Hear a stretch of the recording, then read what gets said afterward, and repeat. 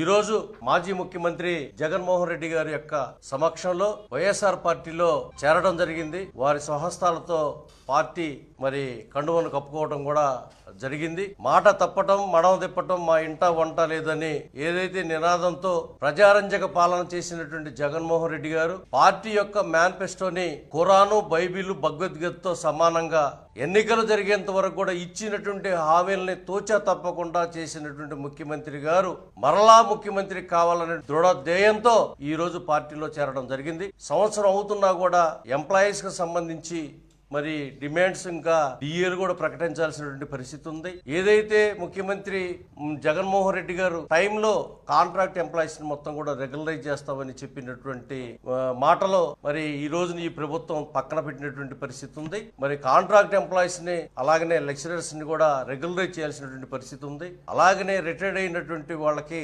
Benefits ఇంకా encashment of earn leave ఇట్లాంటివి కూడా బెనిఫిట్స్ రావాల్సి ఉంది. పోలీసు వారికి మరి సరెండర్ లీవ్ లేవు, అలాగే రెగ్యులర్ ఎంప్లాయీస్ కి కూడా సరెండర్ లీవ్ లేవు. మరి రిటైర్డ్ అయినటువంటి వాళ్ళకైతేనేమి సర్వీస్ లో ఉన్నటువంటి వాళ్ళకి అసలు ఎన్ని డిఏలు ఇవ్వాలా, ఈ రోజుకి ఎన్ని డిఏలు బకాయిలు ఉన్నాయి. అలాగనే చాలా మంది కూడా ఎంప్లాయీస్ చనిపోతున్నటువంటి పరిస్థితి ఉంది. కాబట్టి ప్రభుత్వం వీటన్నిటి మీద కూడా మరి చర్యలు తీసుకోవాలని కూడా మరి మేము కోరుతా ఉన్నాం.